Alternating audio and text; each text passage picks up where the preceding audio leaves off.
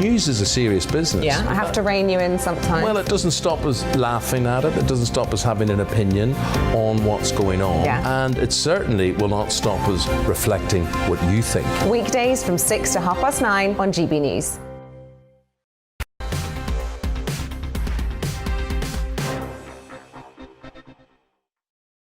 Hello there, and a very good afternoon to you. Welcome to Brazier. Coming up this Tuesday, the number of migrants illegally crossing the Channel, it trebled last year, nearly 30,000. How many will come this year?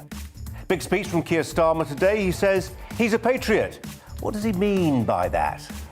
And if it says boy on your birth certificate, can you go to an all-girls school? Two of my GB News colleagues will join me live to argue over one of the deepest fault lines of our culture wars.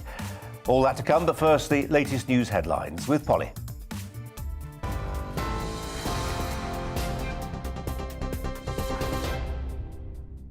Colin, thank you. Your GB News headlines. At 4, the Health Secretary says the government isn't looking to cut COVID self-isolation days from 7 to 5. Visiting a vaccine clinic earlier on today, Sajid Javid also said data suggests England does not need to move away from Plan B. Boris Johnson is due to address the nation later alongside his top scientific advisors. Chief Medical Officer Sir Chris Whitty and Chief Scientific Officer Sir Patrick Vallance will join the Prime Minister at 5 o'clock. We'll have the latest for you on that here on GB News as it happens. And it follows at least 6 hospital trusts declaring critical incidents today as Omicron cases threaten staff shortages. In data at this point that suggests that we need to move away from Plan B. I think Plan B, implementing that, has been the right approach, and also being absolutely focused on the vaccination program. And as I say, with boosters, getting to over 75% of eligible adults getting boosted is fantastic, but we still need to get through to that other 25%, and that can really, really make a difference in how this country gets through this pandemic. Well, meanwhile, as some English schools started the new term today, classes are expected to merge into large groups if staff levels dip too low because of COVID absences. Children across England will be required to wear face masks and take a lateral flow test as they start returning to the classroom. The government says its priority is to keep schools and face-to-face learning going, but Labour's Shadow Education Minister Bridget Phillipson told GB News the government hasn't done enough to prepare for a surge in Omicron cases. Before Christmas, we were saying that the government should use that break to roll out the vaccine to all eligible children. It's been a huge missed opportunity to do that. We also need to see proper ventilation in our schools. Head teachers are being told just to open the windows and put children in coats. I don't think that's good enough. And on testing, we know that many parents have experienced difficulties getting their hands on testing kits, and it's vital that we all test our children to make sure that we're kind of keeping control of the virus. Bridget Phillipson. Well, away from COVID, at least 35 migrants attempting to cross the Channel to the UK have been taken to Dover by the local lifeboat. More illegal vessels are also being intercepted by UK Border Force. It follows new figures that show the number of people making the dangerous journey across the Channel trebled last year.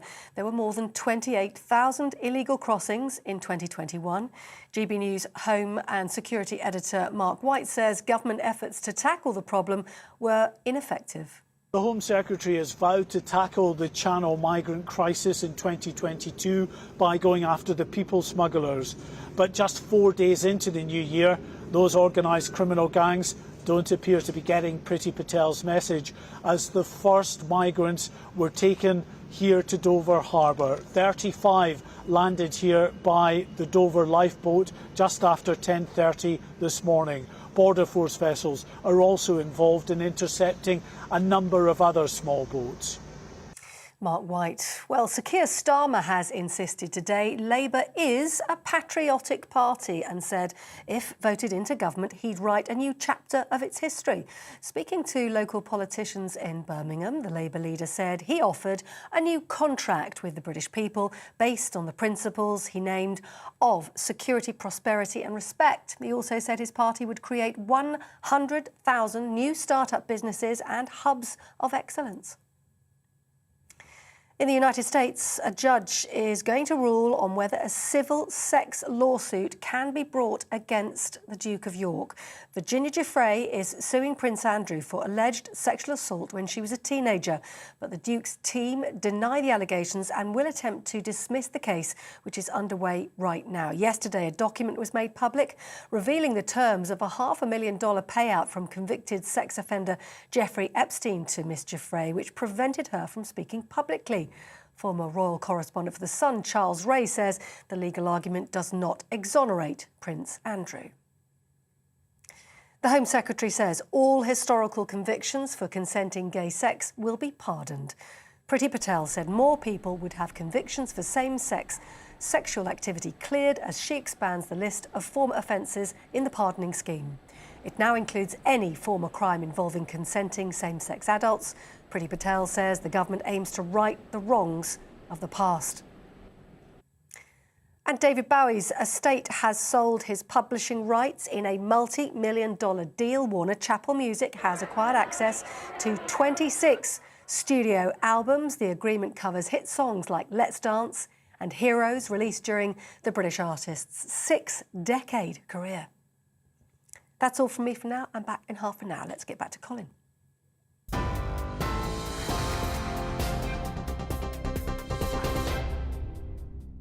Hello there, giving the news a twist on this episode of Brazier. Within the hour, we're going to be hearing live from the Prime Minister about COVID. Will he be announcing any more restrictions? Looking to see what he's got to say live. We've already heard this lunchtime from the Labour leader. He told his audience that he was, and his party was, full of patriots. Do you think he is? That's the subject of tonight's Twitter poll, this afternoon's Twitter poll, really. I'll also be getting an answer from one of his longest-serving MPs. Also, as Blackpool announces a critical incident over COVID staff shortages, I'll ask the town's MP what it actually means for people who live there. And on tonight's Brazier Angle, I'll be asking why only half of British school children know anything about the Battle of Britain. Is it because our schools spend more time, too much time, teaching what is in effect, American history, not ours?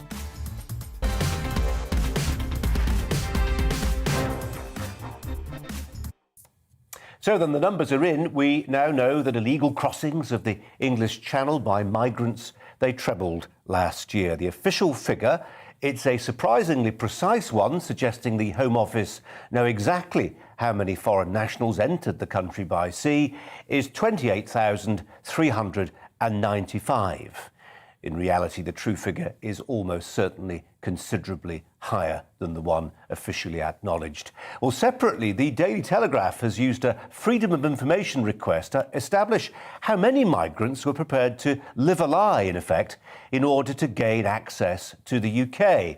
The number of illegal migrants caught with fake identity documents leapt to more than 2,000 in the year, even as prosecutions fell by 3/4. Let's turn to our Home and Security editor. You just saw him in the news bulletin a moment ago, Mark White, who joins us now from Dover. Mark, welcome to you. On that figure, remarkably precise figure from the Home Office, the brute reality is they don't really know. No, and often I'm told from people that are here much more regularly than I am, although I'm becoming a bit of a fixture down here as well, that sometimes Border Force officers at the harbour turn to people that are there and are counting these people coming off the Border Force vessels and the lifeboats, just what their figures are, just to see if they tally, because sometimes there's just so many of them, they're just not taking an accurate count. Now, I spoke to one particular person who is here pretty much day in, day out, and the number of migrants that they've seen come ashore just here at Dover Harbour, tallying with some other reports of those that have come at Dungeness, come to much more than 28,000, more than 31,000 in fact, and that's only the ones they know about. They say that there are other beach landings that they've not been told about, beach landings where people have disappeared up country lanes and to God knows where, who of course are not in any of the official figures. So there's some real concern that these official figures, as you say, don't really reflect the true nature of just how many people are coming across. And let's not forget, while attention quite rightly has been turned to this growing crisis in the use of small boats crossing the channel, there are still what they call clandestines hiding in the backs of lorries, regularly trying to get to the UK through that route out of Calais as well, and other ports. And in fact, just last night we're told that French police had to intervene to remove branches and other debris from the roadways around Calais that the migrants have been using to bring lorries to a halt. And of course, when they do, because they can't get past these tree branches on the road, then migrants are jumping into the back of the lorry. So it's still going on. Some 9,000, we believe, over the previous year were still coming through on this route. And again, we only know about the ones who are being pulled from the lorries. We don't really know about how many have made it successfully across the channel and have disappeared somewhere into the black economy. Yeah, and you showed us some footage, I think, 2-3 months ago now, Mark, some remarkable footage of people who were just disappearing up those country lanes that you described. The footage exists if people aren't sure whether this is happening or not. Unequivocally, it absolutely is. In a moment, Mark, I'm going to be talking to the chair of the Commons Defence Select Committee. There is a dimension here which reflects on the defence of the realm itself. This Telegraph story I mentioned in my opening introduction there, at least 2,000 illegal migrants with false identity papers, given the high proportion of young men who are travelling here from war-torn, embattled countries in the Middle East. There is a security dimension here. It's one thing not to know who's coming to your country. It's another thing not to know whether they mean you harm. Yes, absolutely. And we know, of course, from those who have been dealing with a similar situation on the borders of Ukraine and Belarus, Lithuania and Poland, I should say, where people have been pushed across, migrants pushed across by the Belarusian authorities, that a number of those who were intercepted by the Lithuanians were actually shown to have links to extremist groups out of the Middle East, Syria, ISIS and alike groups there.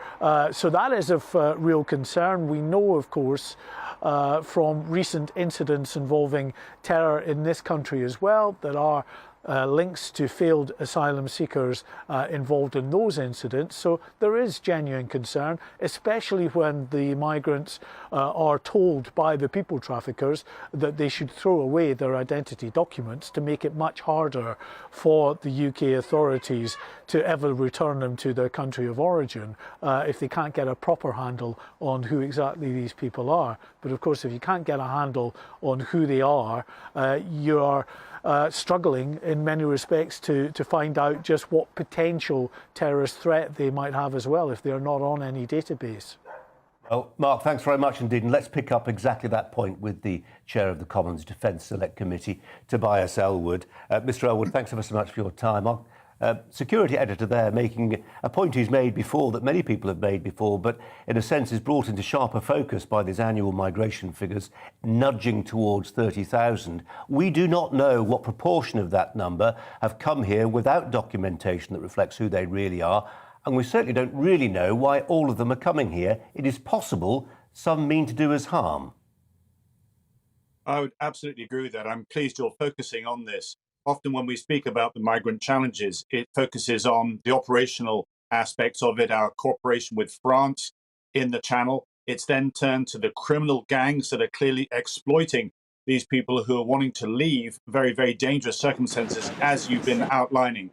But ultimately, when you step back and look at these countries, where they're fleeing from Libya, from Somalia, from Iraq, from places like Afghanistan, you can see that they are to some degree angry that the West has stepped into these worlds but haven't improved the governance and security to the extent to which they are safe, and they are now taking the huge decision to turn their backs on their own countries, flee and then come to safer areas across Europe, including the UK. Now, when they get here and then potentially are asked to then leave, you can see why there is some anger there. And that resonated very sadly in the death of David Amis not too long ago. But further than to that, the fact that we have abandoned Afghanistan on the scale that we've done, I'm sure that has actually caused lots of anger itself. And it'll only be a matter of time, sadly, until someone gets here from Afghanistan who couldn't get on one of those planes, who feels that the West and Britain has deserted them, they will seek some form of revenge. Is it not more likely right now, though, however, whatever happens to Afghan nationals in the future, that our more immediate and pressing danger comes from Iraqi or Syrian nationals who, given the collapse of IS and how that's made them feel and whatever political ideological agenda they have as a consequence, they may already be here? Yeah, you're absolutely right. I mean, we had the 20th anniversary of the 9/11 attacks, and sadly, we still haven't fully understood. And how do you prevent somebody from believing that they're going to get a fast track to paradise if they put on a suicide vest or if they cause harm in their way? They are easily radicalized. I'm afraid the attacks like that will continue until we grasp this, until we understand this ideology that we have to try and defeat. But in Afghanistan, I'm afraid the fact that we handed a country back to an insurgency, to an Islamist group in this way, has actually spurred and encouraged other radical groups across the world to then say, look at this is what we can do if we continue our agenda. So they will be inspired by what's happened in Afghanistan as well. Our security editor there, Mark White, was mentioning the Polish and the Belarusian border. It's a subject that we focused on when other news channels didn't last year. And rather without any fanfare in recent weeks, the Poles have said effectively the pressure on their border has eased to the point where it really can't be registered anymore.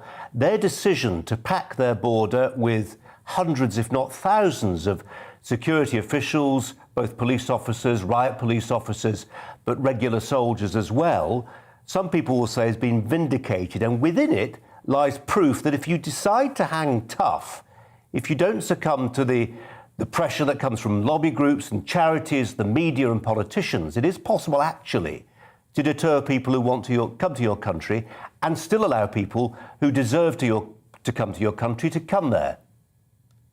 Well, I'm pleased that you did cover this, because I'm afraid there are just so many plates spinning, not just in Number 10, but in the White House and in across the world now, that we're not understanding some of the challenges that we're facing, how our adversaries, how our competitors are finding cleverer ways of causing us harm.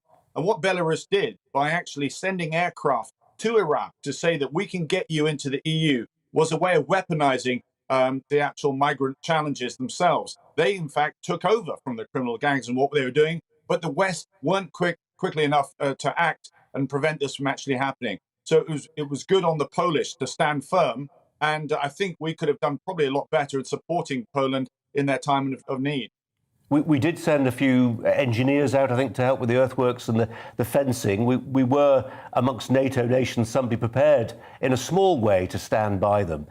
Just stepping back away from any security dimension to this and to the naked politics of migration as a topic that comes up on the doorstep. This is a big figure, edging towards 30,000 last year.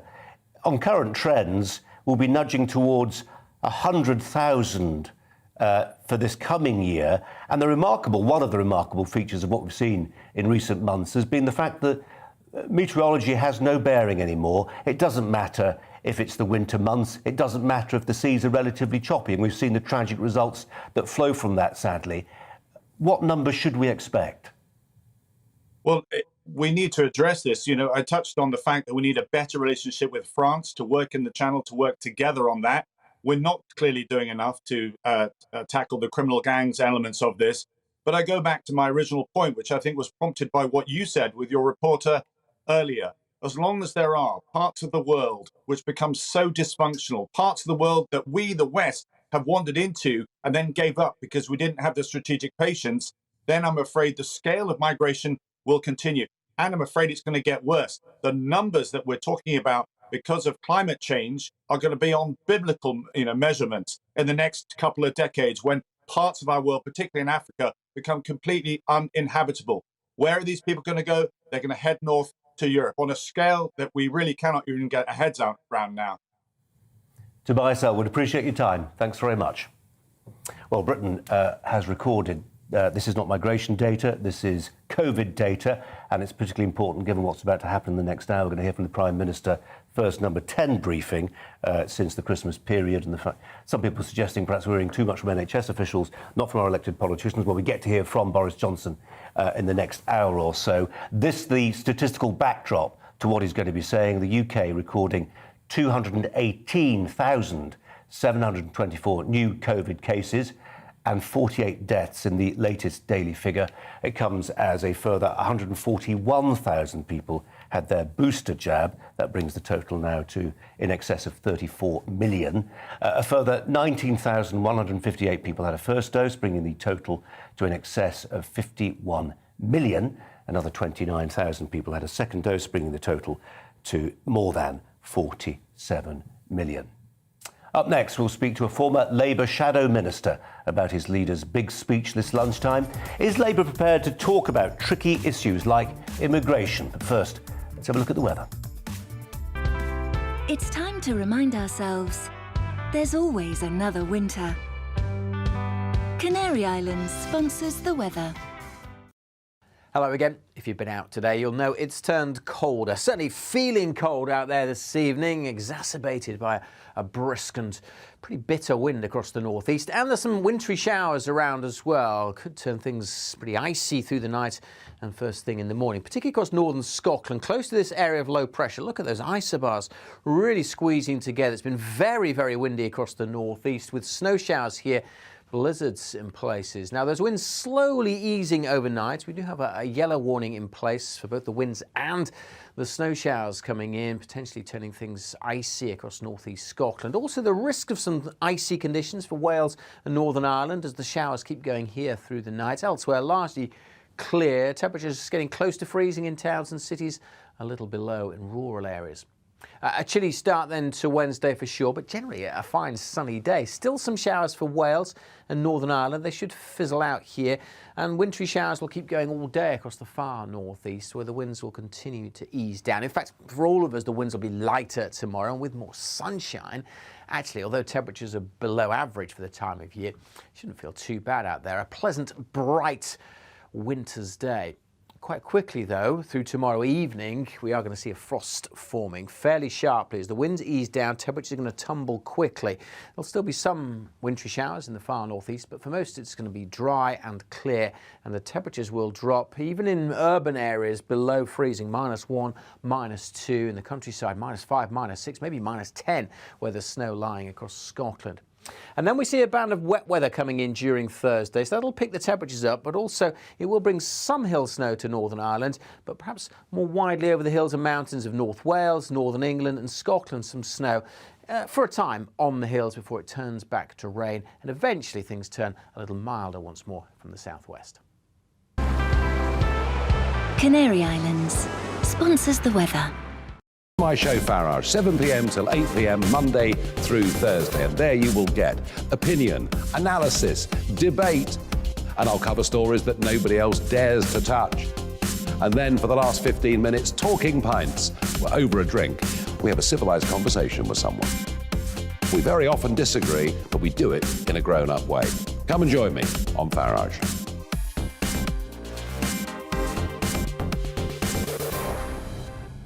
Hello there, I'm Eamon. And I'm Isabel. And you're watching the GB News digital stream across the United Kingdom. And around the world. If you're here in the UK, you can also watch us on your TV screen. GB News is Freeview channel 236. On Sky, we're channel 515. 626 on Virgin Media. Just remember, you might need to retune your TV to watch the channel. Yeah, and if you are doing that, find out more about retuning by going to gbnews.uk.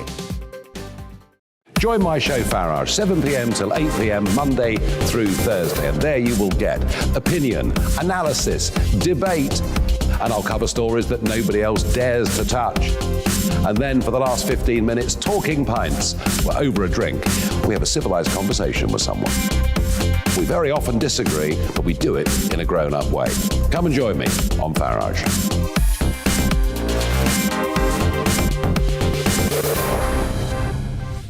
I'm Dan Wootton. Join me Monday to Thursday from 9 to 11 for the feistiest and most fun news debate on TV, where free speech reigns. I'll bring you a sharp take on the day's biggest stories, bombshell newsmaker interviews, and A-list guests. And I guarantee you, no spin, no bias, no censorship, and no reason to go to bed. That's Dan Wootton Tonight, Monday to Thursdays from 9 on GB News. Hello there, I'm Eamon Holmes. And I'm Isabel Webster. And we hope you can join us for Breakfast with Eamon and Isabel. You make me laugh out loud, belly laugh. Is that important first thing in the morning? Yeah, absolutely. And there's me trying to be deadly serious.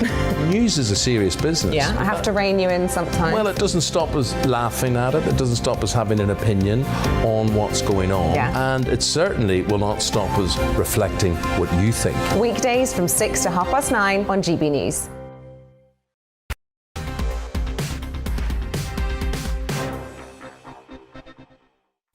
Setting the context for the Prime Minister's address to the nation at 5 o'clock from Downing Street, some data just in. I'll repeat it. The UK has recorded 218,724 new COVID cases. That comes with an additional 48 deaths, the latest daily figures, and a further 141,825 people had their booster jabs. You'll notice what's missing there. I can't tell you honestly whether that's because we've not been able to find it or whether it's not been released, is that key figure of how many people have been hospitalised. There's a growing disparity, as we keep on saying, between the rocketing number of people who are actually testing positive and therefore having to self-isolate with all the knock-on effects that has for hospitals especially, but transport, even refuse collection, it's locked down by default in a sense. And the number of hospitalisations, the number of people who are going into hospital with COVID, some of them seriously, we don't have that hospitalisations figure for you. When we get it, we'll share it with you. In the meantime, can the Labour Party win back power? Boris Johnson's Conservatives have had a wobbly few weeks, but only the Liberal Democrats have seen the parliamentary benefit, winning 2 new seats at by-elections. Well, in a lengthy speech this lunchtime, the Labour leader unveiled a plan to build on Labour's momentum in the polls. Sir Keir Starmer said that patriotism, or a perceived lack of patriotism, was his focus. He said Labour is, quote, not a nationalist party, but is a national party. He went on to say, you don't cease to be patriotic because you notice your nation has flaws. Well, he also praised the BBC as, quote, the world's greatest broadcaster, but there was ambiguity on the key question of the day, how to deal with COVID. He called for mass testing, but little more than that in detail. How then can Sir Keir turn improving approval ratings into the keys to number 10? Well, joining us, Khalid Mahmood, the former Shadow Defence Secretary and Labour MP for Birmingham Perry Barr. Khalid Mahmood, appreciate your time today, do appreciate it. What did you make of the speech? I was there and I think it's an excellent speech. I think people have said that Keir Starmer hasn't come out. He has now come out and is prepared to say what it means. He's prepared to stand on his record and he's going to lead the Labour Party from the front and making right decisions. And that's exactly what today's about. To those traditional Labour supporters, there'll be many of them in the West Midlands. There's many of them in those red wall constituencies who will have heard what Sir Keir Starmer had to say today about patriotism, but it won't quite sit comfortably with the image they've formed of a London lawyer with that, yes, very forensic mind, but they look back to pictures maybe of him taking the knee, that sort of thing, and that fits into their worldview of somebody who doesn't quite believe in their idea of what it is to be a patriot. Well, I think, look, Keir and the party has looked at itself under the leadership of Keir Starmer, and what he wants to do is move forward. He wants to particularly look at those people in those red walls, people like me who are trained engineers, who come through from the shop floor, who worked in industry and want to do that. And I'm happy to discuss that further. Keir has come to engineering training school a couple of years ago in my constituency, understands the issues around getting people into sort of manufacturing in the UK, engineering in the UK. That's what he wants to do, and that's what this is about. We've had a number of leaders that are lawyers, and I don't think exactly Boris Johnson's put his hands on any industrial tools or has worked with a blue overall on. So I don't think that comparison fits I think is prepared to listen to people who've been in industry and wants to ensure that industry move forwards. And those are the people in those red wall constituencies. You're absolutely right, of course. I mean, for every lawyer in the Labour movement, there are people who've come up through the trades union movement, for instance. I just wonder whether you feel that, given what's happening in the economy, inflation tipped to hit 6% this year, possibly more, there is a shortage of labour in some sectors, whether we might be beginning to see a renaissance for the trades union movement, the ability of unions to organise collective bargaining on behalf of their members to make sure they can nudge pay upwards. Is that something that Keir Starmer can benefit from, or will he actually be put in a difficult position by it? Because sometimes he'll have to decide whether or not he sides with trades union strikes, which the public find unpopular. Well, look, first of all, what he said was that he wants to make Brexit work. We've decided that we're going to come out of Brexit. He's decided that that's what we're going to do. And the way we do that is to get our people working back in industry, back in engineering, back in warehousing, back in stacking shelves, all those things that are important, back in transport, and of course, people in the National Health Service who we need to support all this. So that's what we need. And that's exactly what he's trying to do. And in terms of working with the trade unions themselves, as well as the Engineering Employers Federation, the EEF, is looking to get more apprentices in. We've had in my constituency the EEF training school, which over the last 8 years has sort of quadrupled its size because there's a huge demand for apprentices, huge demand for skills. And that's what and as I said, Keir's been there. And what we want to do is get that side of it working, get the unions working with the industry and making sure that we have the right trained staff. And that's what the TUC is looking at. Your party's undeniably had a good 3 or 4 months in the opinion polls, overtaking the Tories in them.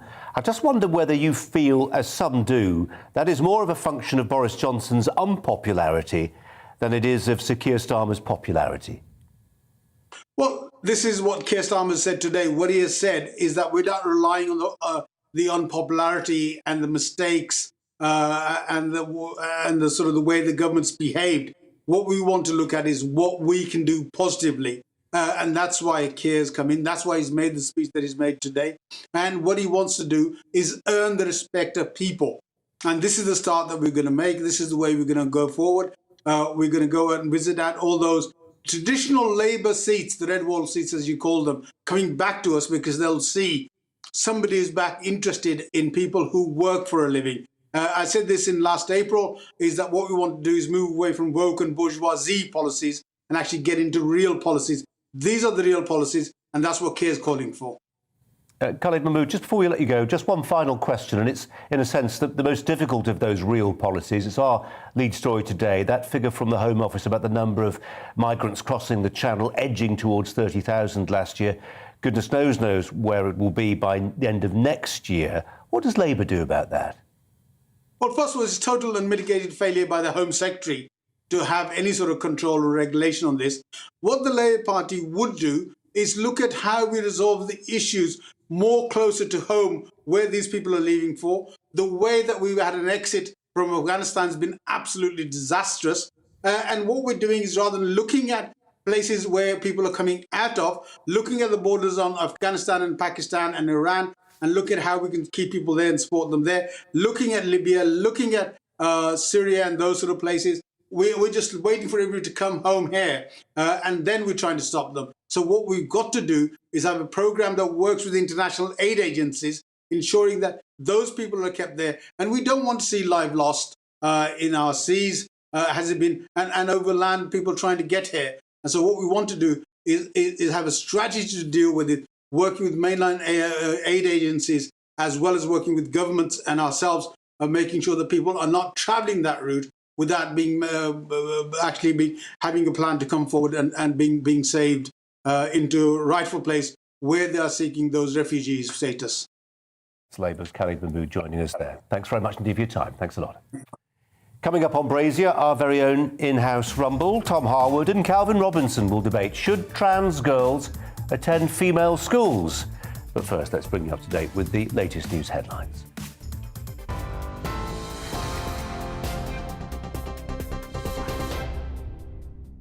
Very good afternoon. The headlines for you. Daily reported cases of COVID have exceeded 200,000 for the first time. That's up almost 51% on last week. But some evidence is showing figures are plateauing in London, which was heavily infected. The Health Secretary says the government's not looking to cut COVID self-isolation times from 7 to 5 days, though. Sajid Javid says data in England doesn't suggest a move away from Plan B. Boris Johnson is due to address the nation at 5 o'clock tonight, so about 25 minutes to go, alongside his top scientific advisors. You'll be able to see that here. The pictures you're seeing concerns the judge ruling over the civil sex lawsuit against the Duke of York in the United States. He's told the court he'll make a decision very soon on whether or not the case will be dismissed. Virginia Giuffre is suing the Prince for alleged sexual assault when she was a teenager. The Duke's legal team denied the allegations, and yesterday a document was made public revealing the terms of a $500,000 payout from the convicted sex offender Jeffrey Epstein to Miss Giuffre, which prevented her from speaking publicly. In other news, at least 35 migrants attempting to cross the Channel to the UK have been taken to Dover by local lifeboat. More illegal vessels are also being intercepted by UK Border Force. It follows new figures that show the number of people making the dangerous trip across the Channel trebled last year. There were more than 28,000 illegal crossings in 2021. And Sir Keir Starmer has defended Labour as a patriotic party and said if voted into government, he'd write a new chapter of its history. Speaking to local politicians in Birmingham today, the Labour leader said he wants to start the new year by making a pledge of straight leadership. He also said his party would create 100,000 new start-up businesses and hubs of excellence that would build up on existing regional strengths such as video gaming in Dundee and the pharmaceutical industry in Cambridge. You are bang up to date. I'm back in half an hour. See you then.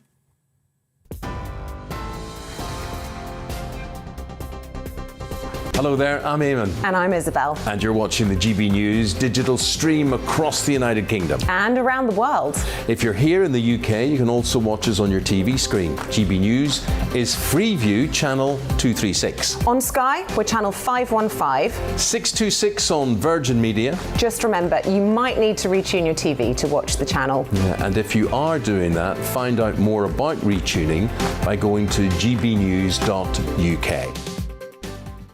Join my show Farage, 7 p.m. till 8 p.m. Monday through Thursday, and there you will get opinion, analysis, debate, and I'll cover stories that nobody else dares to touch.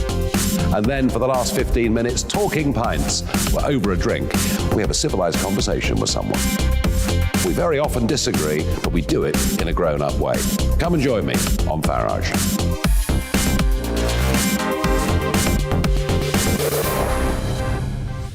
I'm Dan Wootton. Join me Monday to Thursday from 9 to 11 for the feistiest and most fun news debate on TV, where free speech reigns. I'll bring you a sharp take on the day's biggest stories, bombshell newsmaker interviews, and A-list guests.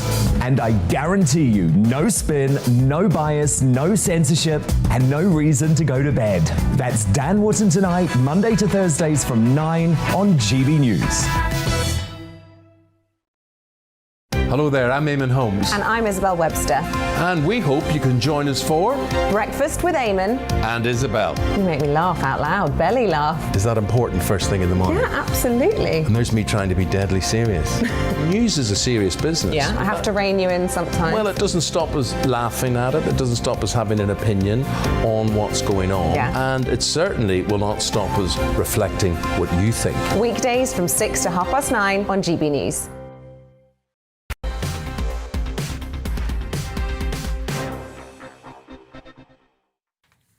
You're watching Colin Brazier here on GB News. Now, the Girls' Day School Trust, it's a group which represents 25 or so girls' schools across the country. It's recently updated its trans admissions policy in what it says is an attempt to protect the status of their schools as single-sex institutions, and the trust has decided that boys who identify as girls will not be granted admission. The move follows a much broader debate about the inclusion of transgender people in women's spaces and whether the inclusion of trans-identified women infringes on the rights of females to single-sex spaces as set out in the 2010 Equality Act. Well, GB News' Tom Harwood has told his six-figure Twitter following that the trust decision is wrong. We'll show you what he tweeted in just a second. But he's here in the flesh. There he is. Oh, no, let's look at his tweet first. There it is. If you call transgender girls boys, not only are you horrifically rude, says Tom, you are massively out of step with the real country as represented, says Tom, by the data. Well, we've got a contrary view that's going to be presented by Calvin Robinson, another GB News stalwart, who would not, you can be sure, post that particular tweet. Gentlemen, really appreciate you coming in today, sitting quite closely together. We'll see where you are at the end of this conversation. We're both vaccinated, it's fine. Let's start with that tweet, Tom. Horrifically rude, horrifically rude. Yeah. A contrary opinion. I mean, there's a danger here, is there not, that we're beginning to stray into that thing that I thought we were dead set against, which is that if we don't want to start saying that people who disagree with us are bad. It's one thing to be wrong, but you're edging a little bit towards that by saying horrifically rude. I think the horrifically rude is applying to something very specific in that tweet. And that's when someone talks to someone who identifies as female, who is, for example, a transgender woman, and who calls that person a man. I think that's a very rude thing to do. It's like calling someone a name they don't want to be called. That's not what's happening here, is it? No, but this tweet that you specifically throw up there was in regard to the responses to that story, where people were saying boys shouldn't go to girls' schools. Well, transgender women aren't boys, and I think it is rude to call transgender women boys. Calvin. I think it's bizarre that you can say that the truth is offensive or that the truth is rude. We are talking about protecting single-sex spaces, and there is a clause in the Discrimination Act, in the Equalities Act rather, to discriminate based on sex, because it's important in things like prison, in things like sport, and in things like education. And we know that in all girls' schools, girls tend to do about 11% better in performance in their results in GCSEs and A-levels and go on to university, a lot better than they do in a co-ed environment. So it works, but then we're talking about letting in I won't use the term boys, I'll try and be polite about this, but this is the difference. You take a method to be polite, it's not rude. The truth isn't rude, but you can go out of your way to be extra polite. Letting in people that identify as girls that aren't girls is putting actual girls in jeopardy, putting their safety in jeopardy. A lot of these old schools girls... You could argue it may do. It might do, because they only have girls' changing rooms, because there are no boys there. They have girls' toilets. They only have girls sporting. So we're talking about putting girls up against people that are stronger than them physically in sport. We're talking about letting them get changed with people that aren't the same sex as them. Is that a reason not to let them in? Can't we just treat this on a case-by-case basis? Wouldn't that not be the flexible way? No, I think it's pretty fair to say an all-girls school only admits girls. And what we're talking about is sex. We're not talking about gender. There is an argument to be made. I wouldn't make it. There is an argument to be made that you can identify as whatever gender you like. I don't agree, but others could say that that is true. But you cannot choose your sex. Your sex is to do with reproduction. It's what you are born as. Either you could produce eggs or sperm, and that is how we reproduce as a human race. So I think it's really interesting there that you mentioned that girls tend to perform better than boys in early education. It's very, very true. But that is not an absolute rule. And I think the same can be applied to gender in a funny sort of way. In the same way that girls tend to have certain characteristics and the sort of curves of sexual characteristics are bimodal in that way, it's the same in terms of performance. If you see what I mean, what happens when we're looking at transgender people is that actually a lot of characteristics are generally a little bit ambiguous there, and on a case-by-case basis, as absolutely should be the case in schools and in prisons and situations like that. There are many people who would be absolutely out of whack at a boys' school, who should absolutely be going to a girls' school, who would be indistinguishable for you and I between other girls at that school. Is it not the case, however, we're talking here specifically about these schools, that in a lot of these schools they've been quite happy to let things stay ambiguous, but over the long term that's unsustainable. So they've given us clarity. These 25 schools have given us clarity. They've said, we will go with what's on your birth certificate, and that's that. Flat. So, for instance, as a father of daughters, myself, if I'm sending my girls to a school, and maybe, I'm not saying what my personal views are, but let's say a dad like me was uncomfortable with the idea of my daughters going into the PE changing room, and there's somebody who began life as a boy who's now transitioned to being a girl, but still has male genitalia. Maybe I'm a fee-paying parent. I'm going to have a say in that. Maybe my children deserve a say in that. The school definitely deserves a say in that. And now they're having their say. They're making their policy very clear. But they're making a blanket restriction there. They're not treating this as an individualist situation. They're being particularly unconservative about this, if you really want to go that far. They're rejecting a view of people as individuals and treating this as if it's a blanket group where there's absolutely no leeway at all. The situation that existed up until this week, the situation that existed beforehand when individual schools could make those individual choices, I think was a much better situation, had much greater consent, and really delivered much better outcomes than this outright ban that tries to deny people's individuality. But it's not about individuality. Your schooling has nothing to do with how you identify or your personal politics. It is about education and passing on knowledge. And in this case, they've discriminated based on sex, and that is a criteria that we know how to meet. We know what's different. We know what a male is. We know what a female is. There are intersex people. There are edge cases, and I'm not saying it's a particularly large number of people. But that is a very, very small minority, and that, on that scale, you can address it on a case-by-case basis. But why can't we address it as a broader case-by-case basis? For example, I've worked in schools. I've been an assistant head. We don't have the capacity to look at every single applicant and say, how do you personally identify? What's your personal politics? Have you had surgery? What is your personal biology? That's not viable. I think in schools... And it's not relevant to their education. In schools like these, which are relatively elite schools that will, I assume, have an interview process, have some sort of situation like that, you will be very, very well aware who would absolutely be indistinguishable from other girls at that school and who would not. But they're not girls, so let's break that down. So, you put out a tweet saying trans women aren't males as a follow-up to this tweet. I'd like to know how you define what a male is. I think a male is someone who is perceived by society as a man. If I was walking down a street and I'd never met someone before and I looked at them and I say hello, I'd likely say hello, sir, if they look like a bloke, and I'd say hello, miss, if they look like a woman. What happens when they end up in the changing rooms and they drop their trousers? I don't know about you, but I never took down my pants at school. But I think that a lot of people... conflating gender and sex, though? I don't think so, because there are sexual characteristics as well as gender characteristics. And, for example, many young people, not enough, because the situation and the access to a lot of these facilities is very poor in this country. Healthcare has an incredible waiting lists, although I think it's around in the region of 500 under-18s are currently being treated at for We're not going to get into the sort of arguments around Tavistock and gender transition and all that sort of stuff. Just on the principle of whether these 25 schools, Tom, have the right to say what we've done is entirely in the spirit of the letter of the 2010 Equalities Act. We're within the law here. We're operating within the law. They are within the law. No one's denying that. We are an institution which is deciding which people will come here. It says on the tin, we're an all-girls school. We are making a decision, an emphatic, unequivocal decision based on a birth certificate, a legal document, that only girls at birth are entitled to come to this school. There's clarity. There's their autonomous decision. You're not disputing their right to take that decision, I'm not disputing their right to take the decision. Clearly, it's within their right to do that. It's within our rights to do a lot of things that we might not necessarily do if we wanted to be kind or polite or generous or open-hearted.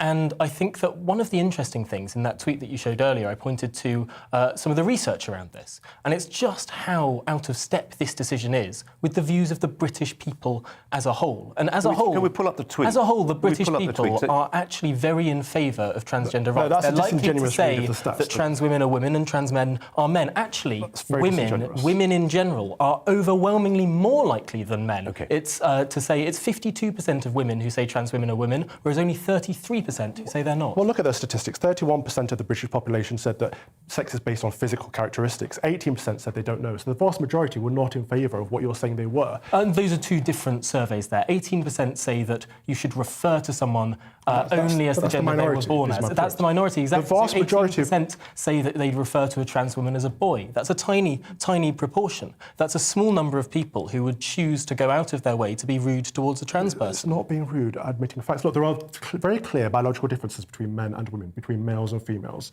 First of all, males produce sperm, females produce eggs. Not all of them, but most. There are many illnesses that only women get or that only men get, predominantly. Cervical cancer, prostate cancer, as prime examples. There are many differences. May not tend to be physically more powerful. But these are tendencies. These are tendencies. Every rule is a tendency. It's a majority. There are always exceptions to the rule. Right, exactly. And we're talking. And I think the point here. I think the point.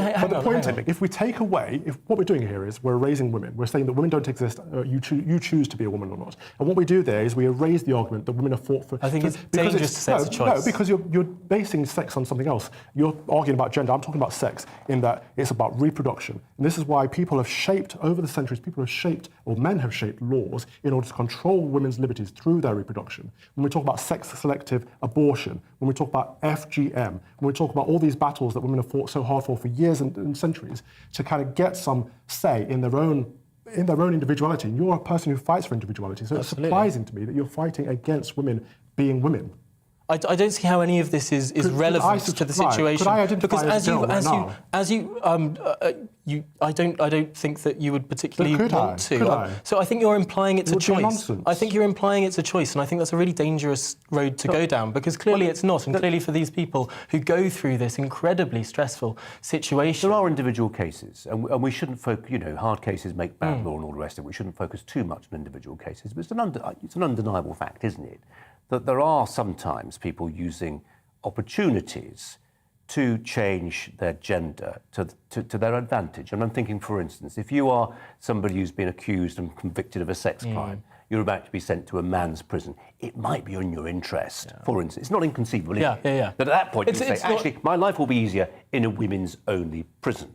It might be also easier if you are a fairly unsuccessful weightlifter or an unsuccessful swimmer, to say, actually, I've got a chance of earning quite a lot of money from this sporting profession of mine by changing my gender. So I'm citing two uncomfortable examples. Of course, and it's your right to do so. I think that there are 2 points with regard to this. This is why, number one, it should be taken on a case-by-case basis. There are some really evident cases where in prisons some trans women should not be in women's prisons. There are some really evident cases, actually, where some trans women would be torn limb from limb in men's prisons and should absolutely be in women's prisons. And obviously, this is a case-by-case individualist basis on which we should take these decisions. As Calvin was rightly saying earlier, predominantly some diseases affect men, some affect women, predominantly blah, blah, blah. And there are these edge cases, and this is all we're talking about. The number of trans children in this country is so very small. 12 million children, maybe 2,000 of them trans. And that is the point. Edge case is very small. We shouldn't be doing broad brushstrokes. 30 seconds left. Calvin, you've got the final word. I just think we shouldn't confuse the two. Trans women should be able to live their lives as ever they see fit. Trans men, the same. Identify however you like, but that does not make you male or female. You cannot change your sex. You can argue about gender all day, every day, but sex is your biology. You are born with the XY or XX chromosome. You are born either producing sperm or eggs, in most cases, and you cannot change your sex. In most cases. Some people have problems, absolutely, and we shouldn't laugh about it. I understand you've been charitable and trying to support people, but you're conflating ideology with truth, and that's dangerous. We kept that fairly civilised. Thank you, gentlemen, both, very much indeed. You're with Colin Brazier on GB News. Coming up, Prince Andrew's legal team will claim in New York, the hearing there, that the sex assault case brought by Virginia Giuffre is baseless. We'll bring you all the latest without the slip-ups of the words. First, let's have a look at the weather. It's time to remind ourselves there's always another winter. Canary Islands sponsors the weather. Hello again. If you've been out today, you'll know it's turned colder. Certainly feeling cold out there this evening, exacerbated by a brisk and pretty bitter wind across the northeast. And there's some wintry showers around as well. Could turn things pretty icy through the night and first thing in the morning, particularly across northern Scotland, close to this area of low pressure. Look at those isobars really squeezing together. It's been very, very windy across the northeast with snow showers here, blizzards in places. Now, those winds slowly easing overnight. We do have a yellow warning in place for both the winds and the snow showers coming in, potentially turning things icy across northeast Scotland. Also, the risk of some icy conditions for Wales and Northern Ireland as the showers keep going here through the night. Elsewhere, largely clear. Temperatures getting close to freezing in towns and cities, a little below in rural areas. A chilly start then to Wednesday for sure, but generally a fine sunny day. Still some showers for Wales and Northern Ireland. They should fizzle out here, and wintry showers will keep going all day across the far northeast, where the winds will continue to ease down. In fact, for all of us, the winds will be lighter tomorrow and with more sunshine. Actually, although temperatures are below average for the time of year, it shouldn't feel too bad out there. A pleasant, bright winter's day. Quite quickly, though, through tomorrow evening, we are going to see a frost forming fairly sharply. As the winds ease down, temperatures are going to tumble quickly. There'll still be some wintry showers in the far northeast, but for most it's going to be dry and clear, and the temperatures will drop, even in urban areas, below freezing, -1, -2, in the countryside, -5, -6, maybe -10, where there's snow lying across Scotland. And then we see a band of wet weather coming in during Thursday, so that'll pick the temperatures up, but also it will bring some hill snow to Northern Ireland, but perhaps more widely over the hills and mountains of North Wales, Northern England and Scotland, some snow for a time on the hills before it turns back to rain, and eventually things turn a little milder once more from the southwest. Canary Islands sponsors the weather. Join me, Nana Aquia, on Fridays, Saturdays and Sunday afternoons here on GB News. Expect fiery debate with passionate discussion as my panel and I take on some of the top stories hitting the headlines. You can look up the statistics. No, you look it up. I hug everyone. We'll learn from it and try and move on. That's it. Opinion is at the heart of the show. It's a place for open and frank conversation, but without the fear of cancellation. So join me here on GB News on Friday, Saturday and Sunday afternoons between 4 and 6 p.m. Hello there, I'm Eamon. And I'm Isabel. And you're watching the GB News digital stream across the United Kingdom. And around the world. If you're here in the UK, you can also watch us on your TV screen. GB News is Freeview channel 236. On Sky, we're channel 515. 626 on Virgin Media. Just remember, you might need to retune your TV to watch the channel. Yeah, and if you are doing that, find out more about retuning by going to gbnews.uk. Join my show Farage, 7 p.m. till 8 p.m. Monday through Thursday, and there you will get opinion, analysis, debate, and I'll cover stories that nobody else dares to touch. And then for the last 15 minutes, talking pints. We're over a drink. We have a civilized conversation with someone. We very often disagree, but we do it in a grown-up way. Come and join me on Farage.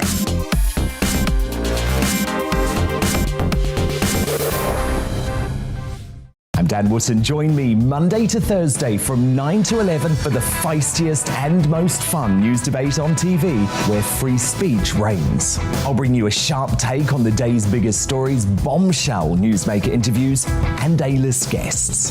And I guarantee you, no spin, no bias, no censorship, and no reason to go to bed. That's Dan Wootton tonight, Monday to Thursdays from 9 on GB News. Hello there, I'm Eamon Holmes. And I'm Isabel Webster. And we hope you can join us for Breakfast with Eamon and Isabel. You make me laugh out loud, belly laugh. Is that important first thing in the morning? Yeah, absolutely. And there's me trying to be deadly serious.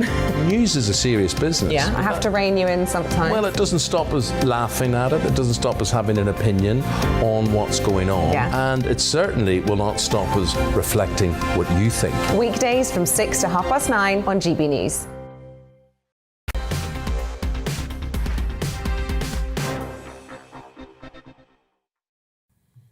Tell you about a story that's been moving in the last hour or so. Prince Andrew's sexual assault accuser, Virginia Giuffre, agreed not to sue anyone connected to paedophile Jeffrey Epstein in a 2009 damages settlement that's recently been made public. The document also reveals the disgraced businessman paid her £371,000 to end her claim against him.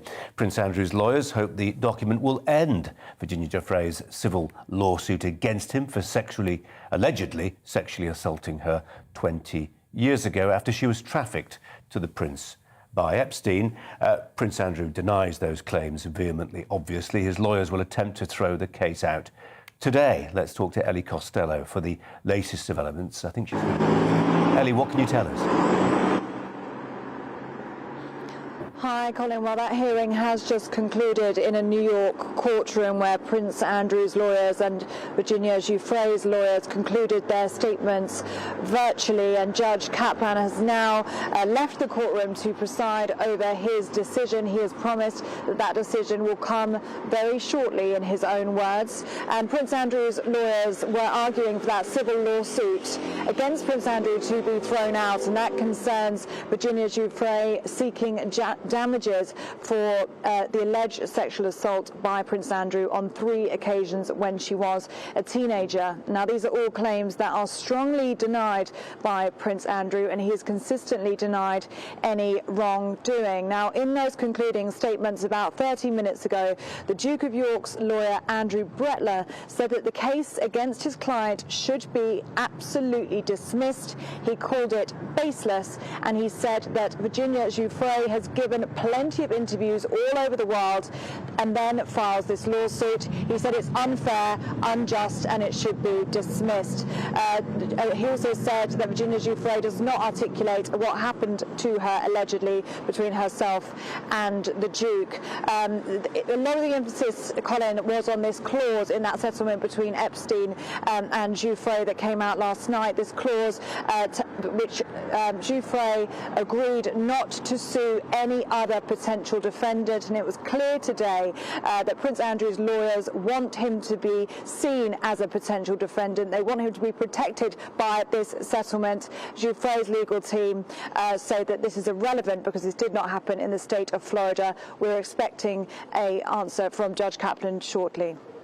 We'll be across that. Ellie, thanks very much indeed. If you're turning on, it's just turned 5 o'clock. Hello there, and a very good afternoon to you. Welcome to Brazier. Coming up this hour, as Blackpool announces a critical incident over COVID shortages. Where are we now with the pandemic? The Prime Minister is due to speak imminently. We'll cross to Downing Street live in the next few moments. As self-isolation means staff shortages in hospitals, schools, even on bin collection routes, what will the PM say about how long we need to quarantine for? Some Tory MPs say the 7-day self-isolation period in England needs to come down to 5. And why are British schoolchildren taught next to nothing about an event that shaped the world in which they live? That's tonight's Brazier Angle for you.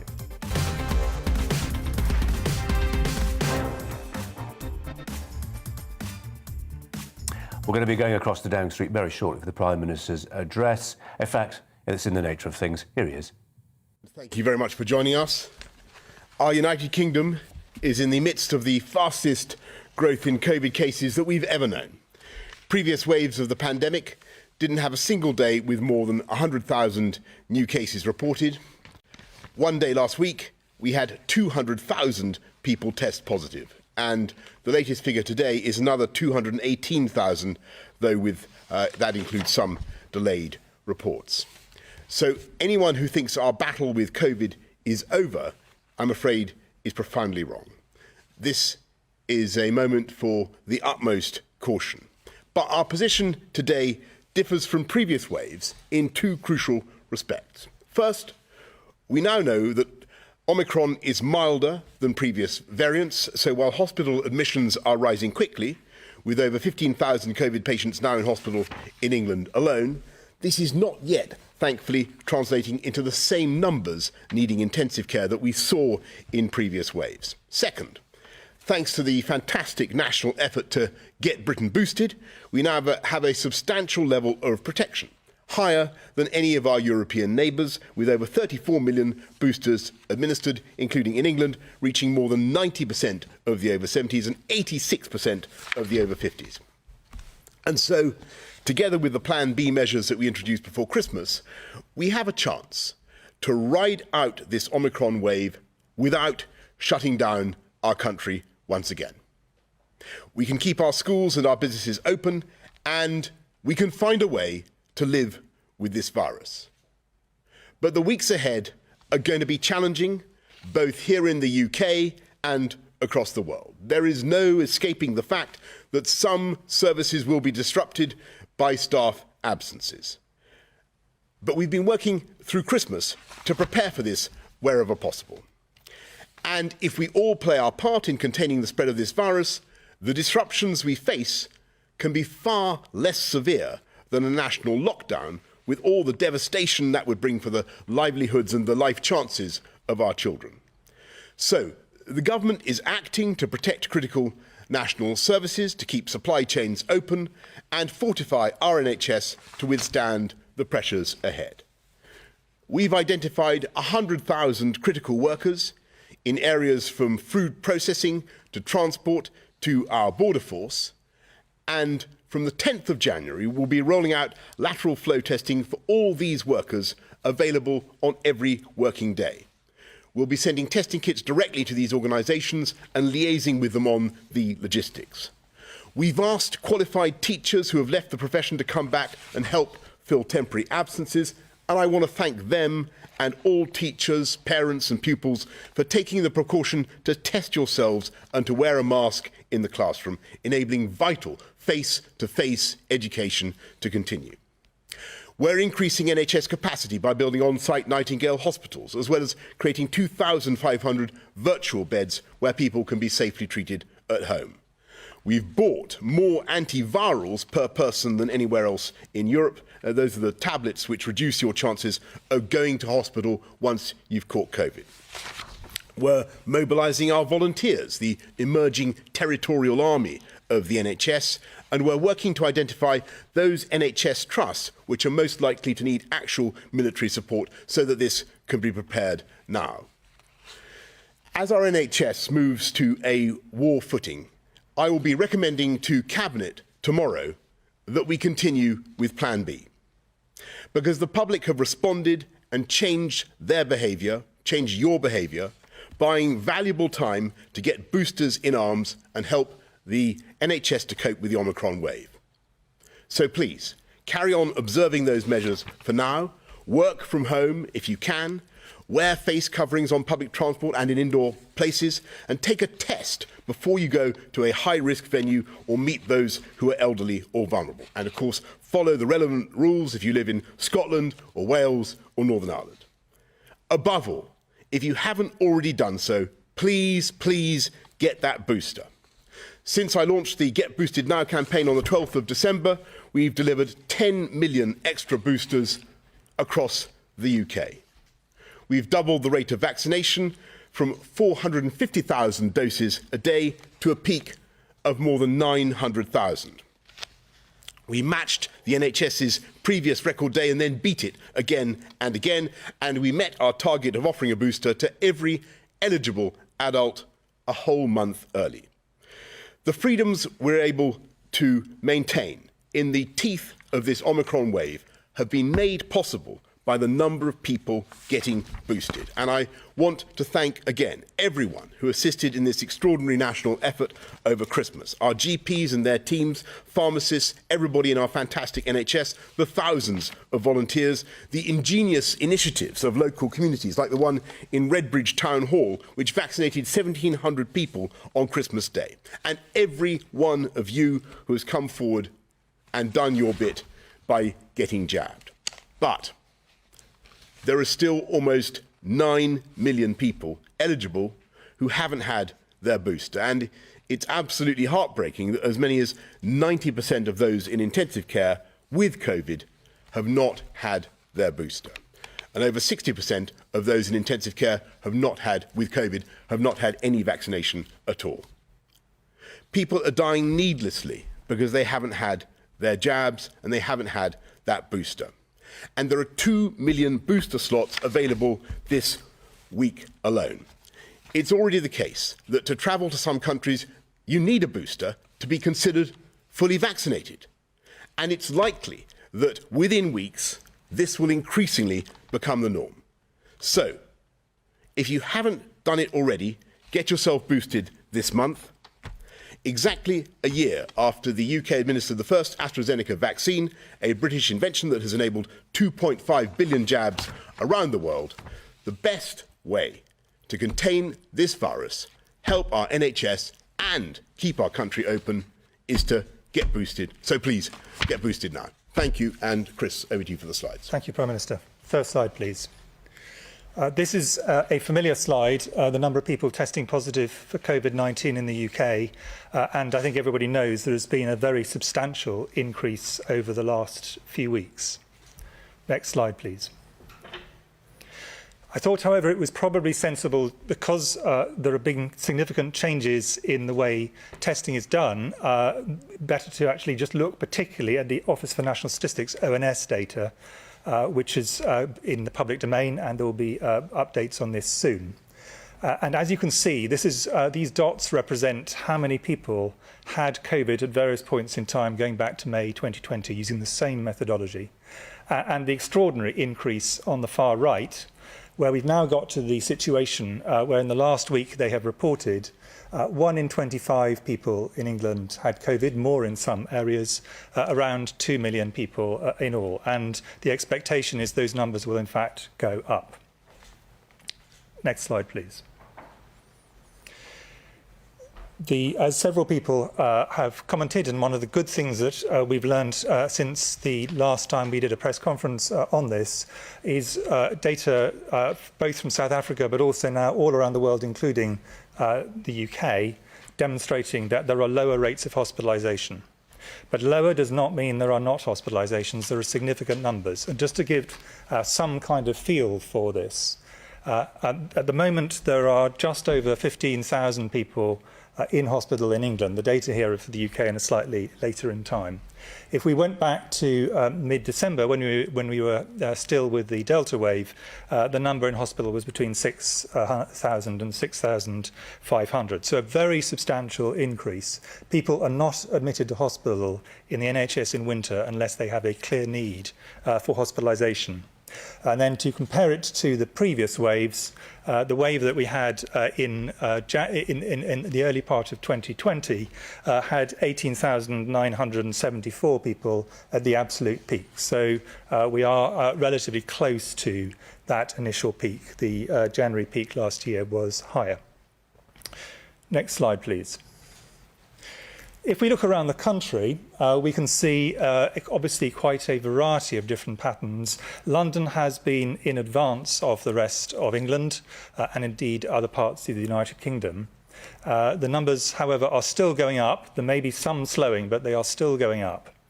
And I think the thing which I'd like just to add in terms of the local epidemiology in London is that it does look as if the numbers in younger adults are levelling off or falling, although we need to be quite careful because this is before New Year effects have actually taken effect.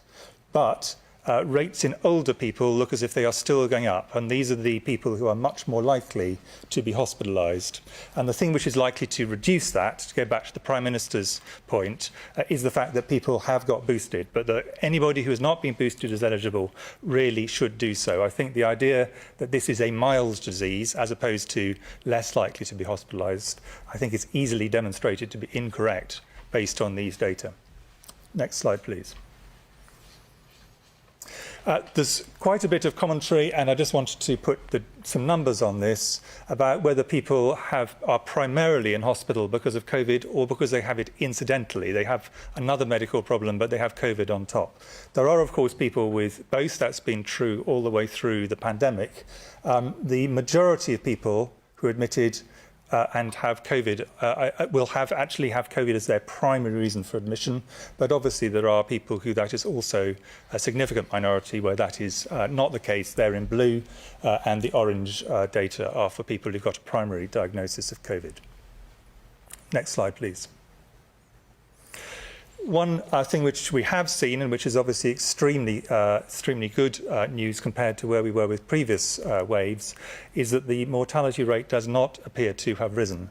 The numbers have been artificially low over the last 2 or 3 days because it's a long weekend, and will be artificially high tomorrow. But we are not seeing the surge in mortality that we saw in previous waves. But there will be people, particularly people who are vulnerable for other reasons, because of age or medical conditions, who will sadly die of this. Next slide, please. Turning to the booster and the vaccination campaign, I think there are really two very important positives to highlight. The first of which is the extraordinary speed with which colleagues in the NHS and volunteers have been able to provide, and people have come forward for boosters, and the very rapid increase we've had.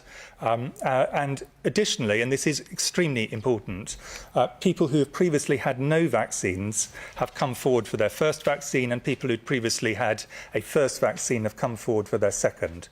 And each one of these will help provide additional protection. But we now have confidence that the booster provides around 88% overall protection against being hospitalised, and it is likely to be even greater than that for severe disease and mortality. Next slide, please. And finally, just a slide I've shown before because I just want to emphasise this, that at every age band, being vaccinated, whether it's for previous variants, and it is likely to be true for this variant, every age band, people are significantly protected by vaccination. And it is really critical, whatever age people are, that they do get vaccinated for that. We are confident this will also lead to a reduction in people having the booster lead to a reduction in people actually having COVID, and therefore a reduction in people's likelihood of passing on COVID, but the data are still being developed, so we don't have the exact numbers. But in terms of reducing hospitalisations, we are now confident that boosting provides very significant protection and that the 1 or 2 vaccines provide some level of protection. Thank you very much indeed. Thank you, Chris. Patrick, anything to add? Okay, well, let's go to questions from the public, and we've got a question from David in Kent. Given the government has said it will be guided by the data, what level of daily infections, hospitalisations, or deaths will the government implement tougher COVID restrictions? Well, thank you, David. I think that's the key question that many people have been thinking about throughout the Omicron pandemic, and you have to think about Omicron as a disease and infection really on its own. As soon as we saw it emerge, we knew that it was likely to present a problem, and if you recall, we put in measures on, I think, December the 8th. We introduced Plan B, and I just want to say that I'm incredibly grateful to the NHS, to everybody who's working so hard in our hospitals now to deal with the pandemic. But I do think that the balance of measures that we have is the right one, and the right one for Omicron. We'll continue to monitor it clearly, but what we're saying is that you've got to stick with Plan B. You've got to follow the guidance. You've got to make sure you wear a mask in confined spaces, on public transport. You've got to make sure you get a test before you go to a venue where you're going to meet people that you don't normally meet. You've got to make sure that you, for instance, do not take unnecessary risks, particularly with elderly people. And above all, we've got to make sure that you get a vaccination, and that is the most important thing. We wanted to have a mixture of Plan B and a greatly accelerated booster program. And I just want to say, David, that it is always difficult to balance these things. There is no easy answer to a problem like Omicron. There's no easy lockdown, there's no easy restriction on people's lives or livelihoods. And the best thing I think we can do now is to continue to follow the guidance, protect our NHS in the way that we are, increase the support that we're giving to the NHS. And as you know, you heard from what I said earlier on, we're increasing the numbers of staff. Where I think we've got a record number of people working in the NHS now than at any time in the past. 5,000 more doctors, 10,000 more nurses. You'll have heard what I've said about all the volunteers. But the best way to help the NHS is for everybody to follow the guidance, follow Plan B, and above all, get boosted. And I just want to return to that earlier tragic reflection that so many people going into the NHS, so many people who are being hospitalised, sadly, David, have not been vaccinated. As I said, about 61% of those in ICU have not been vaccinated at all, and perhaps 90% have not been boosted. So the single best thing we can all do to protect the NHS is to get boosted and to get vaccinated. But we will continue to watch what happens very closely. But we think that this is the right approach to take. It's a balanced approach. It has to balance a lot of considerations. It has to balance the effect on people's lives and livelihoods of lockdowns, which are painful, which take away people's life chances, and which do a great deal of social damage to people's mental health, as well as damage to the economy. So it's a difficult balance to strike, but that is where we are. Anyway, Chris, anything to answer on? Thank you. Let's go to Amanda from Cheshire. Amanda says, I had COVID at the beginning of November and was told by Test and Trace not to take a lateral flow test for 91 days as the result may not be accurate. So how is it now reliable to use the results of these tests on days 6 and 7 to reduce the isolation period? Does the 91-day period for not using lateral flow tests no longer apply? Chris, I'm going to defer to you on this one. Thank you, Prime Minister. The answer is that the key thing which the lateral flow is really good at is the fact that it is a pretty good guide, very good guide actually, to whether someone is at that moment infectious.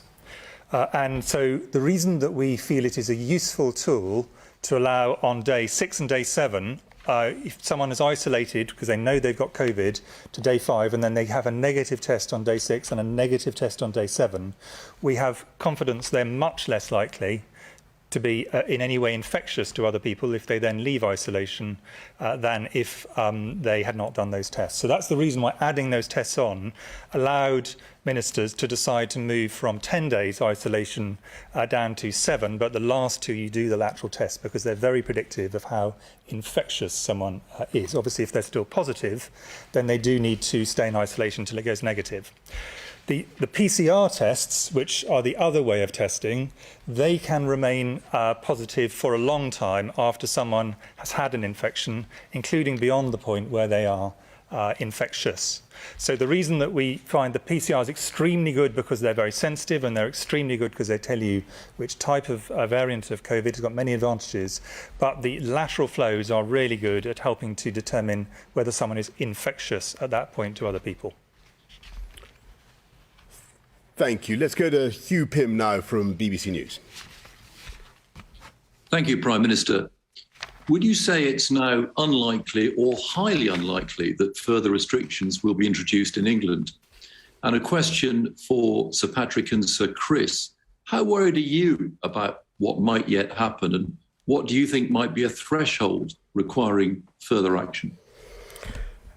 Well, Hugh, thank you very much. I just want to go back to what I was saying to David earlier on. We will monitor everything very closely. We clearly can't rule anything out, but what we're trying to do is take a balanced approach where we rely on people to implement Plan B carefully, to think of and to behave carefully with other people, and the people are doing that. You can tell that people have really responded to this, and they're doing their absolute best in spite of the extreme transmissibility of Omicron.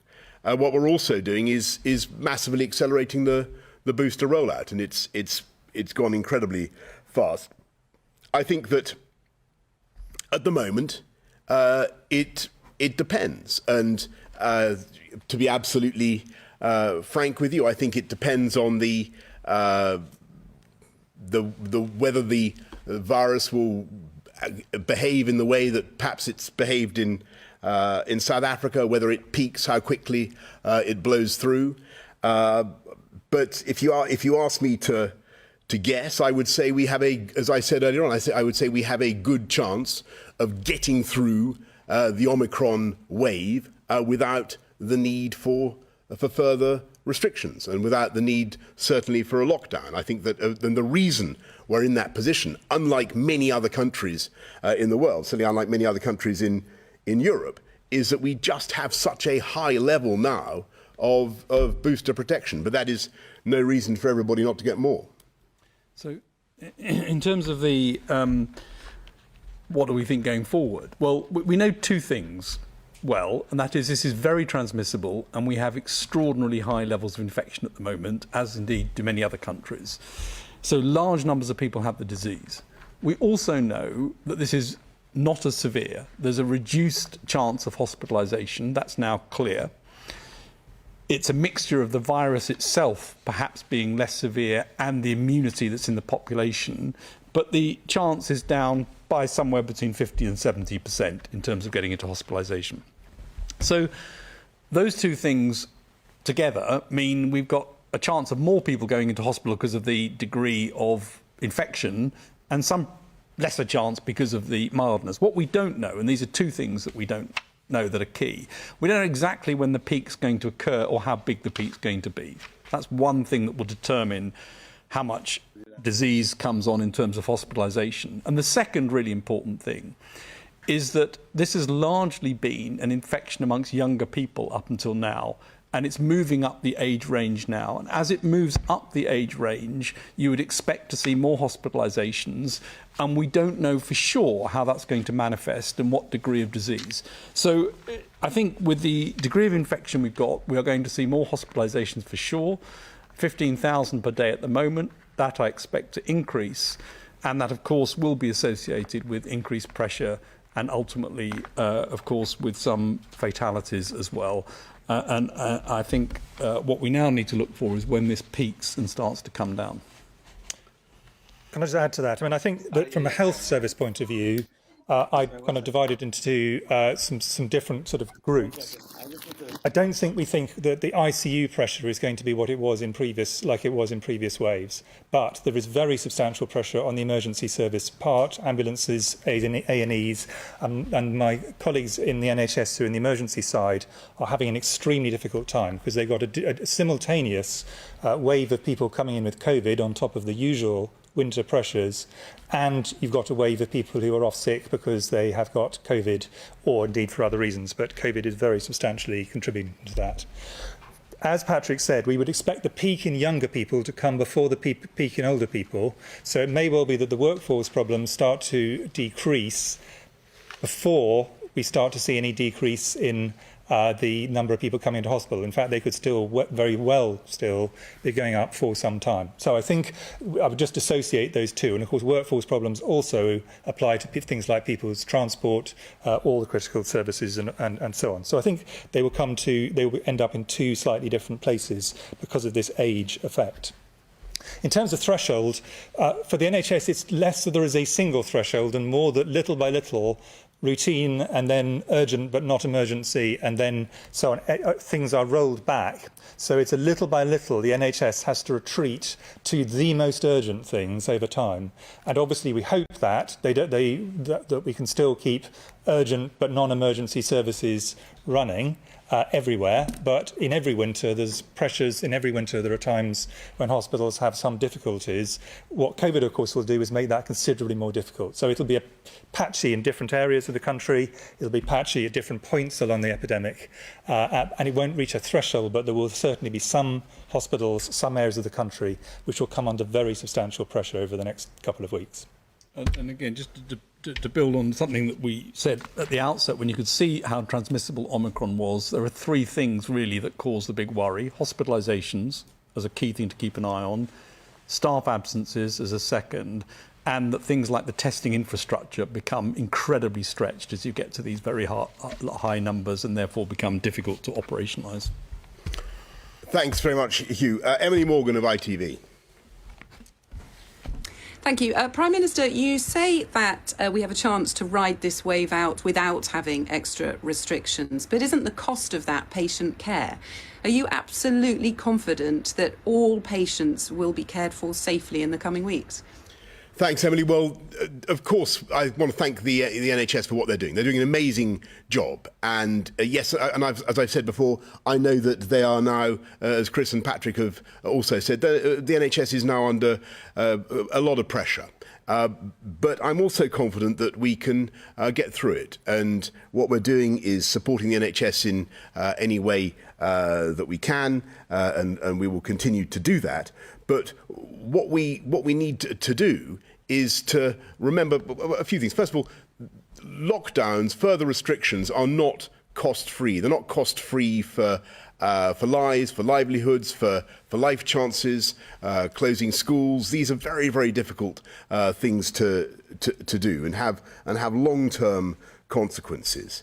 And as everybody can see, although Omicron does cause lots of hospitalizations, it does result in, at the moment, pretty clearly result in fewer people in ICU and thankfully, at the moment, certainly less mortality than we've seen from other variants. So that's why we think the balanced approach that we're taking is the right one, and to keep going with Plan B plus this acceleration of the booster campaign, and that's the balance that we're striking. Thanks, Emily. Ben Kentish, LBC. Thank you, Prime Minister. Two questions to you, if I may. Firstly, your winter plan for tackling COVID says the government is committed to doing whatever it takes to prevent the NHS from being overwhelmed. But as beds fill up and 1 in 10 staff are off sick, operations are cancelled and more trusts declare critical incidents, isn't the NHS already overwhelmed and you're not doing very much at all to stop it? And secondly, if I could, on the issue of staff absences that you've touched on, at LBC we've been hearing about lots of NHS workers who say that even now they haven't been given the FFP3 grade medical masks to protect them from COVID. Others say they can't access lateral flow tests to prevent them having to isolate. What would your response to them be? And if I could just ask Professor Whitty, Sir Chris, very quickly, how frustrated are you as a medic, Sir Chris, about the number of beds that are being taken up by people who have rejected the offer of a vaccine? Thank you. Thanks very much, Ben. Well, look, so on your point about FFP3 masks and lateral flow tests, I will take that up. But we're doing everything we can to make sure that the NHS is supplied with all the PPE that they need. And generally speaking, there's been a heroic effort to get people what they are. I'll perhaps ask Chris to comment on that in a minute. But on your basic point, Ben, about is the NHS overwhelmed? Well, look, I mean, the numbers are high.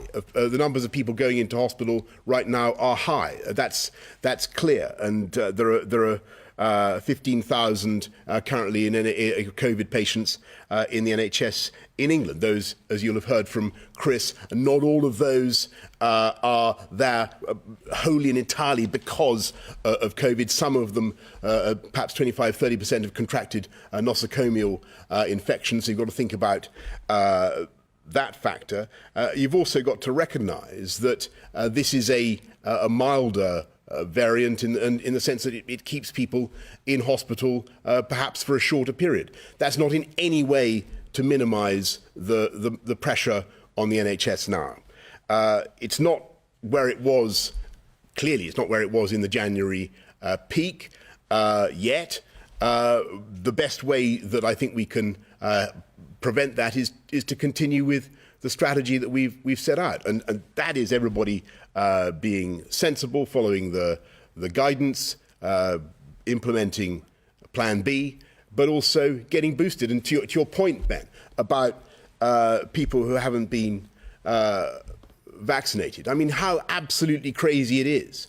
Absolutely crazy that there are 2 million slots this week for people to get vaccinated, and yet the majority of people in ICU for COVID are not vaccinated, 61%, and the overwhelming majority of those in ICU have not been boosted. I mean, really, this is it's sad, but it's also a huge opportunity for us to try to correct it. And I just say to people, the boosters, the vaccines really are the way forward.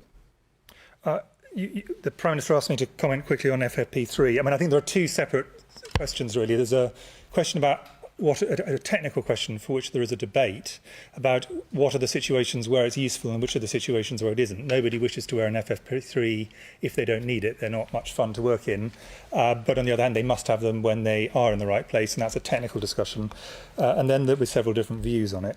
And then there's a separate question of if people do need it, is it available? And in that situation, we are far better placed than we were last year. But of course, if anyone hears of shortages, people need to escalate that, because it is critical that people do have the kit that's needed when they get to the point where they need it. On the one you asked me about, would I get frustrated with the word you think?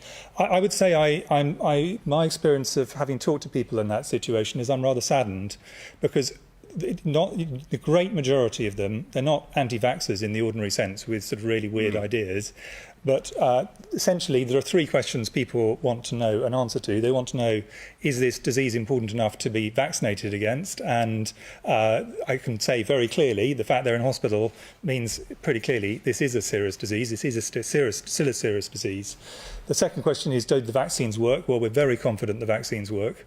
As I say, 88% protection is our current estimate, may change a bit, in terms of reducing the chance of you going to hospital, even more, almost certainly, going into intensive care, as the Prime Minister said. And then the third thing, and this is where the misinformation there is around on the internet, a lot of it deliberately placed, is a problem, is they worry about side effects, and that's understandable. And it is the job of health professionals not to get frustrated by that, but simply to say, look, let's go to all of your questions properly and systematically and say, which ones are fair and which ones, and as in many cases, are really completely untrue, but have been put into the public domain, often deliberately to scare people. So insofar as I'm frustrated, it's simply people deliberately trying to scare fellow citizens away from getting something which is going to be potentially life-saving for them, certainly stop them getting a hospital admission and protect people around them. The final thing people, of course, then want is convenience. And that's what the booster programme has allowed, is a massive expansion of our capacity. And if people have not yet had a vaccine at all, now is a very good time to get it. There's a lot of capacity, and we really would like to use it, whether it's first, second or third doses that people are needing. Thank you, Ben. Rowena Mason, Guardian. To the Prime Minister, what is your definition of the NHS becoming overwhelmed? And is this still your guiding principle, that you would bring in restrictions if the NHS is at that point? Because a lot of people working in the health service feel that has been reached already. And to the Chief Scientific Officer and Chief Medical Officer, do you agree with Andrew Pollard of the JCVI that we can't keep on getting booster jabs every 6 months, that it's unsustainable for that to just keep happening forevermore? Thank you very much, Rowena. Well, look, I think the NHS is under huge pressure. I won't provide a definition of what being overwhelmed would constitute, because I think that different trusts in different places at different moments will feel at least temporarily overwhelmed. And anybody who, in hospitals at the moment are sending out signals, as you know, Rowena, saying that they're feeling the pressure hugely. And I understand that, and I thank them for the work that they're doing. It's absolutely fantastic. There are not as many COVID patients in the NHS now as there were in the January peak, not by a long way, but sadly the numbers are likely to grow. There are the various mitigations that I've already mentioned, the relative mildness and so forth, the shortness of stay, and so on, the fact that people don't go into ICU nearly so much, and so on, as Chris and Patrick have already said. But in the end, it's people in the hospital. It's the pressure on A&Es. It's the ambulances arriving. That's creating that huge sense of pressure, and I totally understand that. I've just got to say to people that, as I said yesterday, there will be a difficult period for our wonderful NHS for the next few weeks because of Omicron. I just think that we have to get through it as best as we possibly can. We will give the NHS all the support that we can. But in the meantime, the thing we've got to do as responsible members of the public is follow the guidance, try to stop transmission as much as we can, and get boosted. And, you know, I can see the limit in the value of people like me, you know, endlessly saying from our pulpits, you know, come on and get vaccinated. We do need everybody to join this movement. You know, there are many evangelists for this now, and we need everybody to build the movement. There is a big opportunity to turn this around. 9 million people still to get a vaccine. Now's the time. In terms of the vaccine question, what's the good news is that as you get vaccinated more, the immune system broadens its response so that it covers more variants. So the immune system tends to get broader as you get more exposed to infection or you get vaccinated. And there are different parts of the immune system, some of which have a very long-lasting memory of what you've seen before, and therefore will provide some durability. I think Andrew Pollard's right. It would be a situation that isn't tenable to say everyone's going to need to be having another vaccine every 3 or 6 months.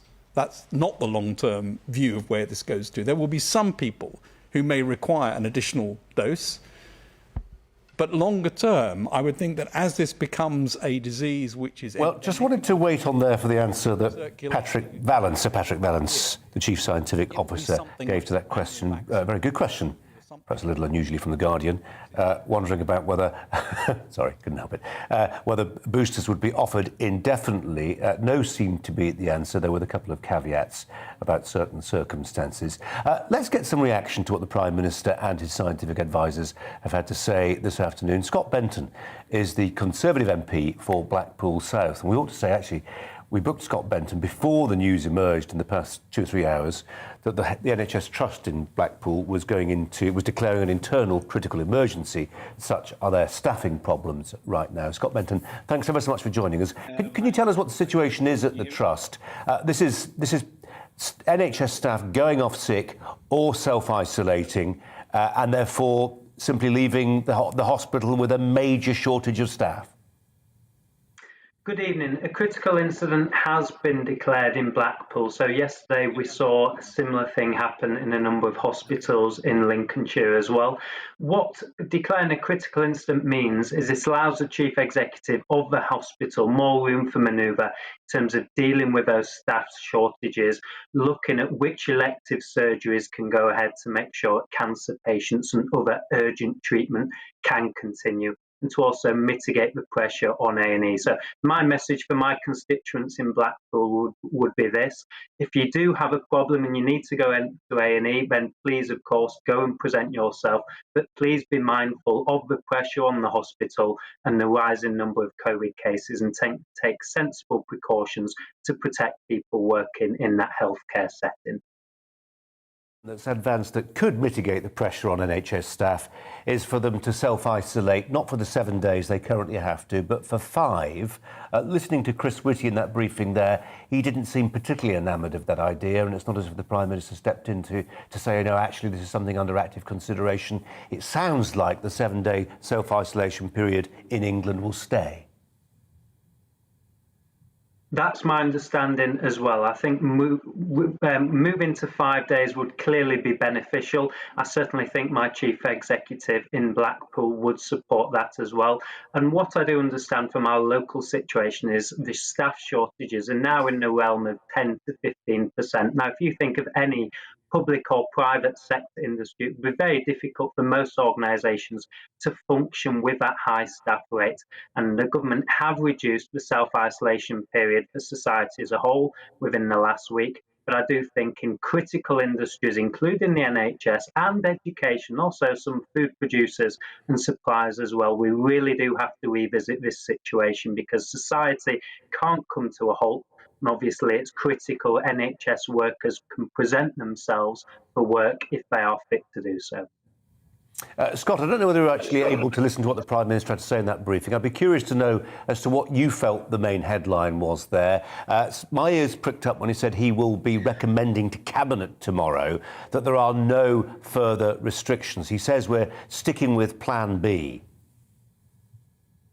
That was my understanding as well, and I welcome that. Obviously, before Christmas, I was one of the members of Parliament who voted against the so-called Plan B measures. At that time, I felt it was too soon to bring in the COVID passport and the additional requirements around wearing masks. So I'm sure these measures from number 10, the fact that we won't potentially be having more restrictions, will be welcomed with open arms, not just among Conservative MPs, but among the country as a whole. The pressure on the NHS is significant, but I think it would be an overreaction at present to reach once again for more restrictions when, upon the data I've just seen in that press conference, I don't think those would be required at the present time. Were you struck, as I imagine many of our viewers were, by the hospitalisation data? And you can see the horns of the dilemma this government's on, can't you? Because the mortality figures, though very low, and not like previous waves, all the early evidence from South Africa seems to be holding true. This is more transmissible, but less lethal. But the difficulty the government faces is that though it's a small rise, it's still a rise, and until it peaks, you can't be sure.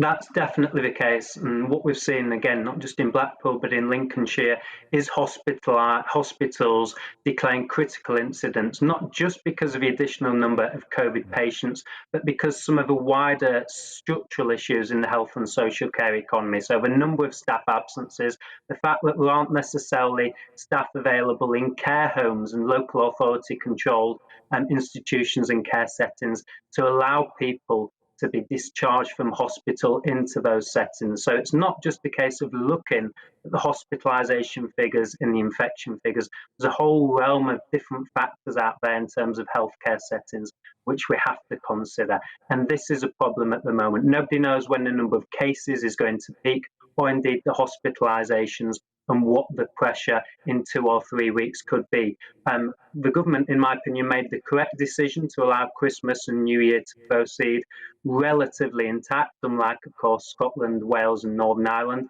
But inevitably, what we're going to see in 2 or 3 weeks from now, again, potential further spike in cases because of what happened along the holiday period. And I think that will really be concerning number 10 at present as well.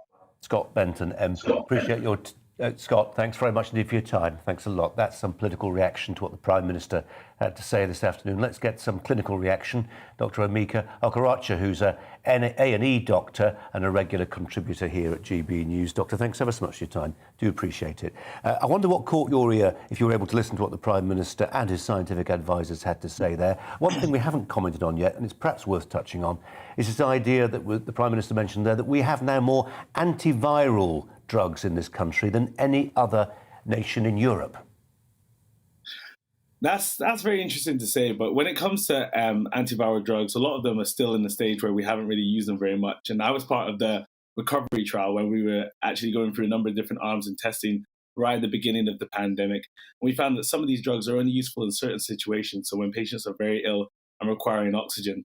I think the key message to get through to the public is we want to prevent that point, as in we've seen that a number of the patients now on ITU with COVID are unvaccinated. We know that there's still over 9 million people who need to get vaccinated, and we know this is the best way to protect ourselves, vaccinations and boosters. However, you can still be vaccinated and boosted and still get the virus and still spread it on. However, we've seen that a lot of people now who are vaccinated and boosted who then contract a virus such as Omicron do have mild symptoms and are able to treat it at home.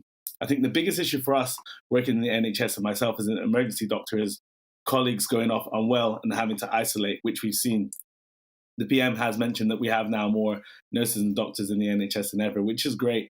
However, we're not feeling the impact because so many of my colleagues will get texts in the group chat saying, unfortunately, I've tested positive for COVID, and we do test quite regularly. You've seen that 100,000 tests being sent to NHS employees. We have a lot of lateral flow tests here, which means you're more likely to pick up a virus, even if you are asymptomatic. We know 1 in 3 people now who have COVID are asymptomatic. So you could be sitting, just taking a test, and you're like, oh, well, looks like I've tested positive for COVID. I can't come into work. Even if you may feel fine, which has been the situation for a lot of us. And then it puts a lot of stress for us who are in priority services such as A&E when we're 1 or 2 doctors down already with winter pressures. So I think that's the main thing that we're trying to drill home to the public at the moment. Dr. Rocha, thanks so much for your time. Appreciate it. Thanks a lot. Now, just time for tonight's Brazier Angle. Well, it may be a new year, but some things don't change. The great British obsession with America shows no sign of abating. This week, for instance, expect wall-to-wall coverage on BBC and Sky News of the first anniversary of the storming of the Capitol building in Washington, D.C. this coming Thursday. Do brace yourself for the rending of journalistic garments and the gnashing of some very white TV teeth as our mainstream media personalities seek to convince us that not since the rise of fascism in the 1930s has Western democracy hung by such a gossamer thread. Personally, I don't think the Western way of life was in any serious jeopardy just because a gang of horn-wearing headcases stormed a government building, however prominent. But I do think that in obsessing about the recent history of a country 5,000 miles away, we risk forgetting our own older history. An increasingly neglected island story which, in its own way, speaks to us today with great power, if only we would listen. I'm talking about our own Capitol insurrection. It happened 380 years ago to the day. It saw our seat of democracy, the cockpit of our nation, our parliament itself, stormed on the orders of a man who felt he was being denied justice. He was King Charles I, and his actions on January the 4th, 1642, set in motion the English Civil War and ultimately saw the creation of a system of parliamentary democracy which would be successfully exported around the world, including the New World of America. Well, I wish I knew more about this revolutionary and bloody and seminal period of our ancestors' backstory. I know that the city of my birth, Bradford, played a small part, that its cathedral withstood the king's artillery by placing sacks of wool on the bell tower. But beyond the names, Naseby, Marston Moor, Edge Hill, my knowledge, perhaps yours too, is limited to what I learned at school. But that's a lot more than many young people know now about a moment that shaped modern Britain like no other. My children know a lot about the American Civil Rights Movement, about Martin Luther King and Rosa Parks. They know next to nothing about the English Civil War, Charles I and Oliver Cromwell. It's true, kids only have so many hours in the day to learn, and by squeezing in another module about the suffragettes or the liberation story of Caribbean slaves, we squeeze our own roots dry. Let me say that again. We squeeze our own roots dry. We've taught our children to be suspicious of our history. We tell them it's a dark period often of colonialism and oppression, insufficiently diverse, and where all hero worship, whether that's of Churchill, Nelson, Drake, whoever it is conditional and suspect. If you think I overstate the case, have a look at a survey of 1,000 school children last year. It found that almost half had no idea what the Battle of Britain was. Given that level of ignorance, how many have any understanding of how Britain pioneered the concept of constitutional monarchy? I blush to think. You may accuse me of being a little Englander, but I don't think I'm the one being parochial necessarily. By focusing too narrowly, too exclusively on recent American history, we failed to equip the next generation with a worldview that is comfortable with the complications that real life throws up, and where it's not always obvious who the good guys are. By turning history into identity politics, we do our children a colossal disservice. On Thursday, I predict we'll be at it again, acting as if America's democracy is somehow indivisible from ours, that the threats it faces are our threats, its struggles, British struggles. Some are, most are not. The fixation of our mainstream media with America has two unfortunate consequences. We are left with the sense that our own story is grey and bland. It's anything but, by the way. And by shining so many spotlights at the Capitol building this week, we will overlook what's happening in the shadows of the world. In China, where democracy that we gave such new life to is now a dead or dying dream. and where bitter men with long memories plot a future that gives them greater power than any English monarch could ever dream. That's tonight's Brazier Angle.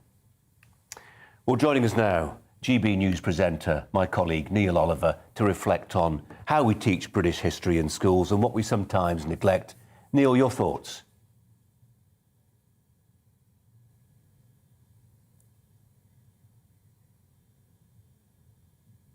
You saw what happened there, didn't you?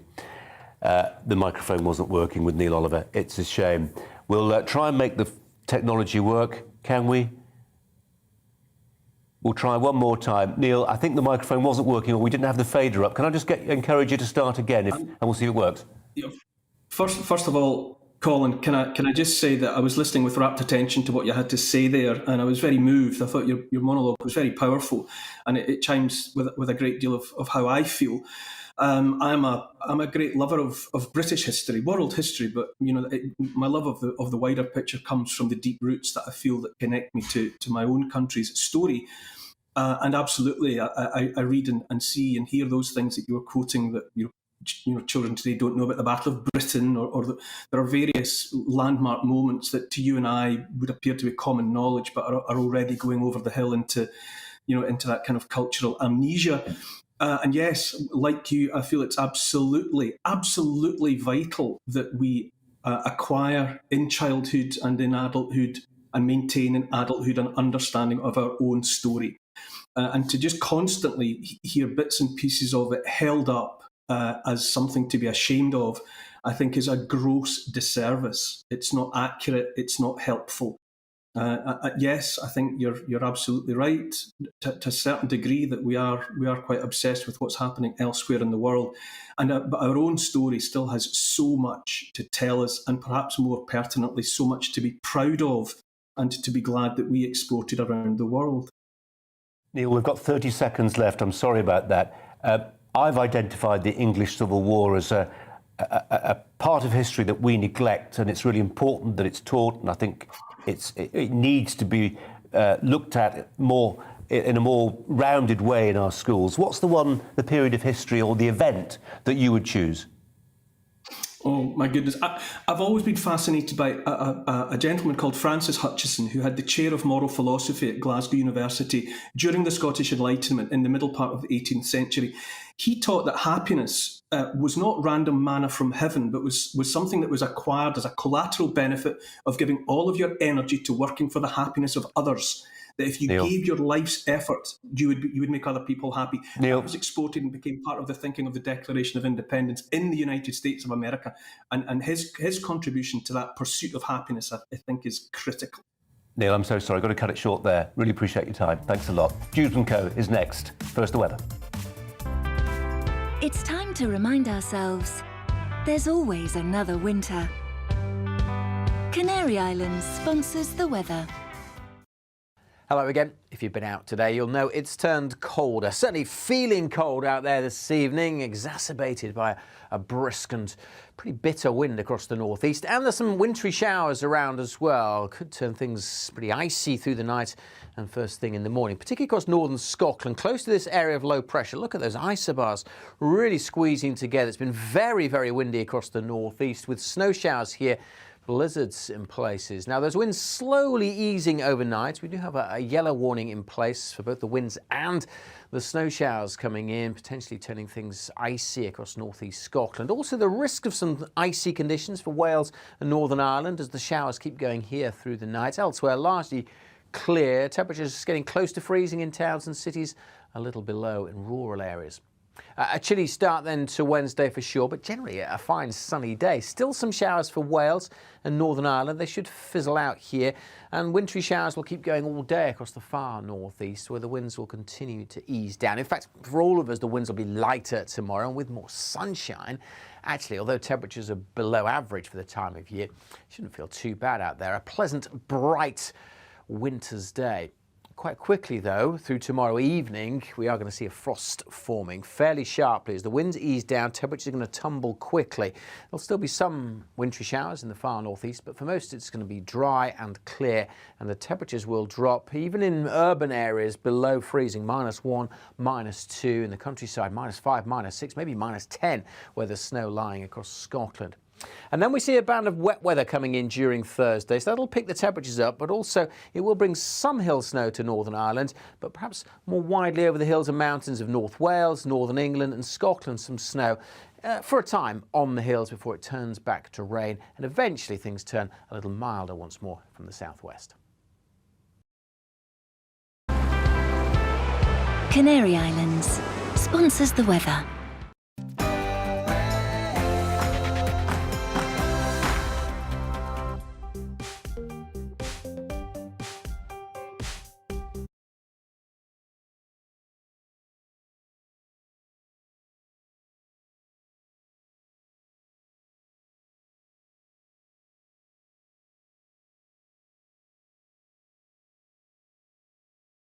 Hello there, I'm Eamon. And I'm Isabel. And you're watching the GB News digital stream across the United Kingdom. And around the world. If you're here in the UK, you can also watch us on your TV screen. GB News is Freeview channel 236. On Sky, we're channel 515. 626 on Virgin Media. Just remember, you might need to retune your TV to watch the channel. Yeah, and if you are doing that, find out